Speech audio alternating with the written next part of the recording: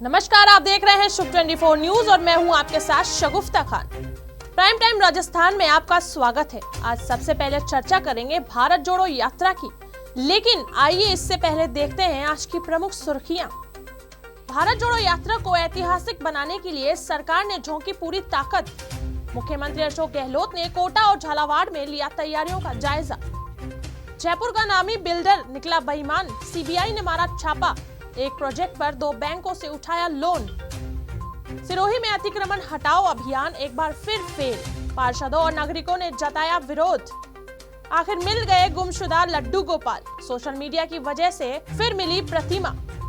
और अब खबरें विस्तार से, लेकिन सबसे पहले चर्चा करेंगे भारत जोड़ो यात्रा की। भारत जोड़ो यात्रा को सफल बनाने के लिए कांग्रेस कार्यकर्ताओं और राज्य सरकार ने पूरी ताकत झोंक दी है। गुजरात में पहले फेज का चुनाव निपटाकर गहलोत कोटा पहुंचे और बाद में झालावाड़ के लिए निकल गए। भारत जोड़ो यात्रा के राजस्थान रूट्स का चार्ट जारी कर दिया गया है। गहलोत तैयारियों का जायजा लेने के लिए सीधे गुजरात से कोटा पहुंचे और वहां से यूडीएच मंत्री शांति धारीवाल और मंत्री रामलाल जाट के साथ हेलीकॉप्टर से झालावाड़ पहुंचे। उन्होंने पूरी यात्रा की तैयारियां की समीक्षा स्थानीय नेताओं के साथ मिलकर की। इससे पहले एयरपोर्ट पर धारीवाल, रामलाल जाट, प्रसादी लाल मीणा, अल्पसंख्यक आयोग के अध्यक्ष रफीक खान, विधायक रामनारायण मीणा, खादी ग्रामोद्योग बोर्ड के उपाध्यक्ष पंकज मेहता, जिला अध्यक्ष रविंद्र त्यागी सहित कई कांग्रेस नेताओं ने गहलोत का स्वागत किया। यहां पर कुछ देर चर्चा करने के बाद गहलोत ने झालावाड़ में भी तैयारियों का जायजा लिया। भारत जोड़ो यात्रा के लिए मुख्यमंत्री अशोक गहलोत लगातार अफसरों के साथ मिलकर मॉनिटरिंग कर रहे हैं। उधर मध्य प्रदेश से झालावाड़ की ओर आने वाले रूट पर राजस्थान की सीमा में पूर्व उप मुख्यमंत्री सचिन पायलट के बड़े बड़े होर्डिंग, बैनर और पोस्टर लगाए गए हैं। माना जा रहा है कि पायलट समर्थक राहुल गांधी को यह संदेश देना चाहते हैं कि राजस्थान के युवाओं में यदि कोई चेहरा लोकप्रिय है तो वह पायलट का चेहरा है। पायलट समर्थकों ने राहुल गांधी के इस यात्रा मार्ग पर अपनी पूरी ताकत झोंक दी है। उधर कोटा में जिला प्रशासन भी भारत जोड़ो यात्रा को निर्विघ्न संपन्न कराने के लिए जी जान से जुट गया है। बताया जा रहा है कि करीब 3000 पुलिसकर्मी इस यात्रा की सुरक्षा के लिए लगाए जा रहे हैं। यात्रा से पहले पायलट और गहलोत समर्थकों की बयानबाजी का दौर भी थम गया है और यह कितना कामयाब रहता है यह तो राजस्थान से भारत जोड़ो यात्रा के संपन्न होने पर ही पता लगेगा। जगह जगह पर भारत जोड़ो यात्रा के स्वागत की व्यापक तैयारियां भी की जा रही है। भारत जोड़ो यात्रा की तैयारी के लिए आए स्वास्थ्य मंत्री प्रसादी लाल मीणा ने भाजपा पर बड़ा हमला बोला है। सर्किट हाउस में पत्रकारों से बातचीत करते हुए प्रसादी लाल मीणा ने भाजपा के प्रदेश अध्यक्ष सतीश पूनिया, केंद्रीय मंत्री गजेंद्र सिंह शेखावत और राजेंद्र राठौड़ को दलाल तक कह दिया। मीणा ने आरोप लगाया कि ये तीनों नेता राज्य की कांग्रेस सरकार को गिराने में लगे हैं। उन्होंने साफ कहा, हम तो बीजेपी के आंतरिक मामलों में कभी नहीं बोलते, लेकिन ये नेता कांग्रेस के अंदरूनी बातों पर आए दिन मीडिया के जरिए बयानबाजी करते रहते हैं। उन्होंने कहा, जब राहुल गांधी ने गहलोत और पायलट को पार्टी का एसेट बता दिया तो फिर कोई विवाद या मुद्दा रह नहीं जाता है। केंद्र सरकार पर भी प्रसादी लाल मीणा ने जमकर हमला बोला और कहा कि वह चुनी हुई सरकारों को गिराने के काम में लगी हुई है। एक तरफ कांग्रेस भारत जोड़ो यात्रा को ऐतिहासिक बनाने के लिए पूरी ताकत लगा रही है, वहीं भाजपा ने मौजूदा गहलोत सरकार के खिलाफ जनाक्रोश यात्रा निकालने का काम शुरू कर दिया है। प्रदेश की 200 विधानसभा सीटों पर यह यात्रा निकाली जा रही है। सीकर में भारतीय जनता पार्टी राजस्थान के पूर्व अध्यक्ष अशोक परनामी ने कहा कि गहलोत राजस्थान में तुष्टीकरण की राजनीति कर रही है। जोधपुर, करौली, भीलवाड़ा में इसी वजह से दंगे हुए। उन्होंने राहुल गांधी की भारत जोड़ो यात्रा को एक छलावा बताया। परनामी ने कहा, राहुल गांधी भारत जोड़ने के बजाय अपनी पार्टी को जोड़ने की बात करें। जनाक्रोश यात्रा प्रदेश में 2 करोड़ लोगों से सीधा जुड़ेगी। परनामी ने साफ कहा, कांग्रेस सरकार अपने चुनावी वादों को भूल गई है। किसानों का आज तक कर्जा माफ नहीं हुआ है और बेरोजगारों को भत्ता तक नहीं मिला।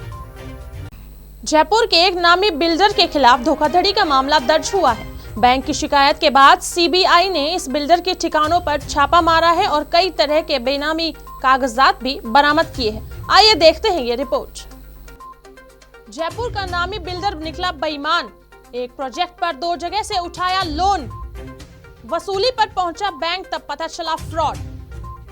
सीबीआई ने की ठिकानों पर छापेमारी, बेनामी संपत्तियों के मिले कागजात। खुद को राजस्थान का बड़ा बिल्डर मानने वाला जयपुर का नामी गिरामी शख्स बेईमान निकल गया। इस बात की शिकायत बैंक ने सीबीआई से कर डाली और जब सीबीआई ने इस नामी गिरामी बिल्डर के ठिकानों पर छापा मारा तो कई राज पर्दाफाश हो गए। छापेमारी में कई बेमानी संपत्तियों के कागजात भी मिले हैं। पूरा मामला जयपुर के बिल्डर समूह एसएनजी ग्रुप से जुड़ा है। यूनियन बैंक की शिकायत पर सीबीआई ने इस समूह के मुखिया सत्यनारायण गुप्ता और उनकी पत्नी के खिलाफ बैंक से धोखाधड़ी का मामला दर्ज किया है। इसी साल मार्च में बैंक के रीजनल मैनेजर हरिओम मीणा ने मामला दर्ज करवाया था। उसकी जांच की जा रही थी। इसमें एसएनजी ग्रुप ने सीएसके में स्थित एक प्रोजेक्ट के नाम पर लोन लिया था और उसे समय पर नहीं चुकाया गया। बाद में बैंक ने इस प्रोजेक्ट के तहत बने फ्लैट और बिल्डिंग का कब्जा अपने हाथ में ले लिया और जब नीलामी का प्रोसेस शुरू हुआ तब बैंक को खबर लगी कि इस प्रोजेक्ट पर एसएनजी ग्रुप ने अन्य बैंकों से भी लोन ले रखा है। बैंक ने इसकी शिकायत सीबीआई को कर दी। एफआईआर दर्ज करने के बाद जब सीबीआई ने पूरे मामले की जांच करना शुरू किया तो इस फ्रॉड का पता चला। इस मामले में सीबीआई गुप्ता दंपत्ति के अलावा अन्य कर्मचारियों और बैंक से लोन जारी करने वाली शाखा के कुछ अफसरों की भूमिका की भी जांच कर रही है। एसएनजी बिल्डर्स समूह को जयपुर के कई प्रोजेक्ट पूरा करने का श्रेय दिया जाता है, लेकिन इस तरह की धोखाधड़ी या ग्रुप करेगा, इसका विश्वास किसी को नहीं था। फिलहाल सीबीआई की रेड के बाद एसएनजी समूह की तरफ से अभी तक कोई अधिकृत बयान नहीं आया है और बताया जा रहा है कि जांच में दोषी पाए जाने पर गुप्ता दंपत्ति की गिरफ्तारी भी हो सकती है। ब्यूरो रिपोर्ट, शुभ 24 न्यूज। जोधपुर के शेरगढ़ मेगा हाईवे पर गुरुवार देर रात भयंकर सड़क हादसा हो गया, जहां पर एक लग्जरी कार की भिड़ंत के बाद उसमें आग लग गई और चालक जिंदा जल गया। भिड़ंत के बाद कार पास ही खाई में जा गिरी। बाद में मौके पर जमा लोगों ने बड़ी मशक्कत के बाद आग पर काबू पाया। थाना अधिकारी देवेंद्र सिंह ने बताया कि साइंतरा गांव निवासी हरमंत सिंह पुत्र जगमत सिंह राजपूत रात को एक लग्जरी कार लेकर जैसलमेर फलसून से गांव लौट रहा था। मेगा हाईवे पर देवीगढ़ सरहद पर भीलों की ढाणी के पास पहुंचा तो सामने से आ रहे टैंकर से कार की भिड़ंत हो गई। हादसा इतना भीषण था कि लग्जरी कार सड़क से उतरकर गड्ढे में जा गिरी। डीजल टैंक लीक होने से तेज धमाके के साथ कार में आग लग गई। कार आग का गोला बन गई। कार चालक कार में ही फंस गया। आसपास के ग्रामीण मौके पर आए और पुलिस को सूचना दी। साथ ही पानी और मिट्टी से आग पर काबू पाने का प्रयास किया गया। कड़ी मशक्कत के बाद आग पर काबू पाया गया, लेकिन तब तक हरमत सिंह की मौत हो चुकी थी। चालक को बाहर निकालने का मौका ही नहीं मिला। बूंदी शहर में एक भ्रूण को लेकर कुत्ता घूमता रहा। इसे देखकर लोगों में हैरानी फैल गई। घटना बूंदी सरकारी चिकित्सालय की है, जहां टीबी हॉस्पिटल परिसर के पास भ्रूण को मुंह में लेकर घूम रहा एक कुत्ता नजर आया। हॉस्पिटल में मरीज और राहगीर कुत्ते के मुंह में भ्रूण को देखकर अचंभित रह गए। लोगों ने चिकित्सालय परिसर में स्थित पुलिस चौकी पर इसकी सूचना दी। ये कुत्ता आधे भ्रूण को खा चुका था। पुलिस चौकी इंचार्ज वंदना ने आधे भ्रूण को पोस्टमार्टम रूप में रखवाया। सूचना पर कोतवाली पुलिस भी पहुंची। कोतवाल सहदेव सिंह ने कहा कि इस मामले की जांच की जा रही है। सिरोही नगर परिषद की अतिक्रमण हटाओ कार्यवाही एक बार फिर फेल हो गई है। अब परिषद के अधिकारी पार्षदों के दबाव के चलते हाथ पर हाथ धरे बैठे हैं और पब्लिक इन अतिक्रमणों से खासी परेशान है। सिरोही में अतिक्रमण हटाने का अभियान फिर फेल। नगर परिषद का दल लौटा खाली हाथ। पार्षदों ने क्यों रुकवाया अतिक्रमण हटाने का अभियान? अतिक्रमण से आम आदमी खासे परेशान। स्थानीय लोगों ने भी जताया विरोध। जी हां, एक बार फिर सिरोही नगर परिषद का अतिक्रमण हटाओ अभियान टाएं फिस हो गया। इसका कारण जो कुछ भी हो, लेकिन परेशान आम आदमी को कोई राहत नहीं मिल पाई और अतिक्रमियों के हौसले फिर से बुलंद हो गए। सिरोही नगर परिषद क्षेत्र के सरजावा दरवाजे के बाहर अतिक्रमण हटाने के लिए खास तैयारी की गई थी, लेकिन पार्षदों और लोगों ने इस कार्यवाही पर जमकर रोष जताया। पार्षदों और लोगों ने कड़ा एतराज जताया और कहा कि लंबे अरसे से कैबिन लगाकर अपना काम कर रहे हैं और परिषद बिना सूचना के ही इन्हें हटाने आ गए। नगर परिषद के सफाई निरीक्षक प्रवीण माली ने लोगों को समझाने का प्रयास किया, लेकिन मौके पर मौजूद भीड़ ने परिषद के इस अभियान को चलने ही नहीं दिया। पार्षदों ने खुलकर परिषद की इस हठधर्मिता के खिलाफ अपना गुस्सा जाहिर किया। इसके चलते नगर परिषद के अतिक्रमण हटाओ दस्ते को बिना कार्यवाही के ही लौटना पड़ा। मुख्यमंत्री अशोक गहलोत की महत्वाकांक्षी बाल गोपाल योजना के प्रति सरकारी स्कूलों की टीचर्स लगता है गंभीर नहीं है। सरकारी स्कूलों में जांच के लिए आए अफसर ये देखकर हैरान रह गए। सरकारी विद्यालयों में 1 से 8 तक की कक्षाओं में पढ़ने वाले स्टूडेंट्स के लिए बाल गोपाल योजना का शुभारंभ किया गया था, जिससे सप्ताह में 2 बार बच्चों को दूध का वितरण होना था। चित्तौड़गढ़ में जिला शिक्षा अधिकारी प्रारंभिक राजेंद्र कुमार शर्मा ने 2 विद्यालयों का निरीक्षण किया, जिसमें संस्था प्रधान इस योजना के प्रति ज्यादा उत्साहित दिखाई नहीं दिए। इन स्कूलों में 11 बजे तक इस योजना के तहत मिलने वाले दूध को तैयार नहीं किया गया। ये देखकर जिला शिक्षा अधिकारी ने नाराजगी जताई। इस मामले में एक संस्था प्रधान को कारण बताओ नोटिस भी जारी किया गया है। जिला शिक्षा अधिकारी प्राथमिक राजेंद्र कुमार शर्मा जिला मुख्यालय पर संचालित हो रहे राजकीय बालिका उच्च प्राथमिक विद्यालय सेंथी और राजकीय उच्च माध्यमिक विद्यालय सेंथी के अधीनस्थ विद्यालय में औचक निरीक्षण के लिए गए थे। आज अभी सवेरे 2 स्कूलों को देखा है, बालिका उच्च प्राथमिक विद्यालय सेंथी और सीनियर सेकेंडरी स्कूल सेंथी। दोनों स्कूलों में रखाव की व्यवस्था तो ठीक है, पाउडर को सुरक्षित रखा गया है, लेकिन जैसे बालिका उच्च प्राथमिक विद्यालय की बात करें तो वहाँ पर लगभग 10:30 बजे तक कोई प्रिपरेशन नहीं थी। जब अब हम लोगों ने विजिट किया, उसके बाद जब उनको डायरेक्शन दिए तो जाकर के वो तैयारी में आए, तो ये लग रहा है कि 11 बजे पहले उनका दूध वितरित नहीं होगा, क्योंकि प्रिपरेशन वो 10:30 बजे कर रहे हैं, जबकि नियमानुसार उनको प्रार्थना के ठीक बाद यानी कि 10-20 मिनट की जो प्रार्थना होती है, प्रार्थना के बाद यानी 10:30 बजे तक तो उनको दूध तैयार हो जाना चाहिए था, डिस्ट्रीब्यूट करके बच्चों को पिलाना चाहिए था, तो वो काम उनका हुआ नहीं है। उस स्कूल में और भी कई तरह की अव्यवस्थाएँ दिखी है। कुक हेल्पर को समय पर नहीं बुलाया गया था, उनको बताया नहीं गया था कि कब दूध बनाना है, कितना दूध बनाना है, ये भी उनको आइडिया नहीं था। फिर साफ़ सफाई का जो इशू है वो भी वहाँ पर संतोषजनक नहीं था। सीनियर सेकेंडरी स्कूल बॉयज़ सेंथी का भी निरीक्षण किया है, तो यहाँ पर भी लगभग 11:15 बजे दूध तैयार हो रहा था, प्रार्थना समाप्त हो गई थी, दूध उसके बाद तैयार हुआ है, तो ये भी लगभग 11 बजे पहले डिस्ट्रीब्यूट नहीं होगा। रैपिड एक्शन फोर्स केंद्रीय रिजर्व पुलिस बल की 83वीं बटालियन ने चित्तौड़गढ़ जिला मुख्यालय के सदर थाना और कोतवाली थाना पुलिस क्षेत्र के अति संवेदनशील क्षेत्रों में फ्लैग मार्च किया। बटालियन के सहायक कमांडेंट विकास बाबू ने बताया कि केंद्र सरकार के गृह मंत्रालय के निर्देश पर पूरे देश में संवेदनशील और अति संवेदनशील क्षेत्रों में स्थानीय पुलिस के साथ मिलकर ये कार्य किया जा रहा है। फ्लैग मार्च के जरिए इस बात का पता लगाया जा रहा है कि किसी भी प्रकार की अनहोनी पर बटालियन कितनी तेजी से काम कर सकती है। मेरा नाम विकास बाबू है, assistant commandant rapid action force CRPF. Sir देश इसका हम लोग गृह मंत्रालय के आदेशों के तहत जो हमारा एरिया ऑफ रिस्पॉन्सिबिलिटी होता है, उसमें जो हाइपर सेंसिटिव एरिया होते हैं उनमें एवरी ईयर ये फ्लैग मार्च निकालते हैं और वहाँ के एरिया की जानकारी लेके भौगोलिक परिस्थितियाँ, मिसक्रिएंट्स आने वाले समय में कुछ इस तरह के उपद्रव हो सकते हैं तो उनको चिन्हित करते हैं, उनका स्केच बनाते हैं, ताकि हम लोग जब इस तरह के कोई उपद्रव हो जाए तो उनमें बिना पुलिस मदद के भी सेल्फ सफिशिएंट होकर कार्रवाई कर सकें और अतिशीघ्र कार्रवाई करके उन स्थितियों को काबू में करके और लॉ एंड ऑर्डर मेंटेन कर सकें। किया गया है जहाँ पर संभावना बनती है। ऐसे कोई पर्टिकुलर चिन्हित जगह नहीं है अभी तक। जो हमको स्टेट पुलिस की तरफ से जो मदद मिलेगी, जो हमको इंट प्रोवाइड करवाई जाएगी, उसी के अकॉर्डिंग हम लोग वहाँ को एरिया को चिन्हित करेंगे। अगर राजस्थान कर चुके हैं, यहाँ लगभग हाइपर सेंसिटिव एरियाज में चित्तौड़गढ़ आता है, अजमेर है। घाटे से जूझ रही बिजली कंपनियों ने अपने कामकाज में सुधार लाने पर फोकस किया है। अब बिजली का बिल जमा नहीं कराने वाले उपभोक्ताओं के खिलाफ कड़ी कार्यवाही की जा रही है। अजमेर विद्युत वितरण निगम ने इसके लिए विशेष राजस्व वसूली अभियान चला रखा है।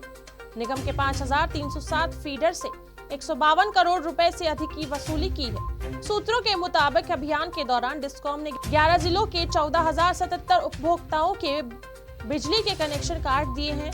यह अभियान उन उपभोक्ताओं के लिए सख्त साबित हो रहा है जिनका बकाया 10,000 रुपए से अधिक है।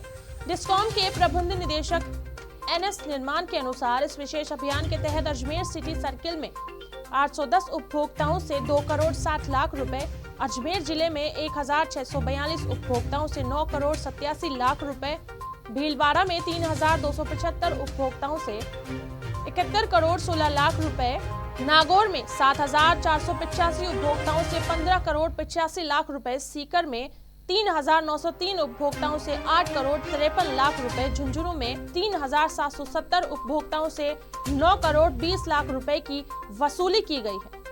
इसी तरह उदयपुर में 6,476 उपभोक्ताओं से 24 करोड़, राजसमंद में 1,833 उपभोक्ताओं से 7 करोड़ 93 लाख, बांसवाड़ा में 2,084 उपभोक्ताओं से 2 करोड़ 10 लाख रुपए, चित्तौड़गढ़ में 4,288 उपभोक्ताओं से 37 करोड़ 74 लाख रुपए, डूंगरपुर में 646 उपभोक्ताओं से 2 करोड़ और प्रतापगढ़ में 1,105 उपभोक्ताओं से 1 करोड़ 22 लाख रुपए की अब तक वसूली की जा चुकी है। डिस्कॉम के प्रबंध निदेशक के अनुसार इस अभियान को और तेज किया जाएगा।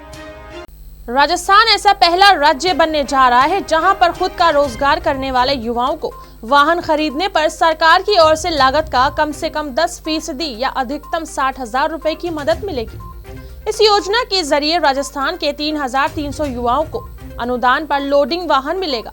राज्य की उद्योग मंत्री शकुंतला रावत ने उद्योग भवन में मुख्यमंत्री लघु वाणिज्यिक वाहन स्वरोजगार योजना का शुभारंभ किया।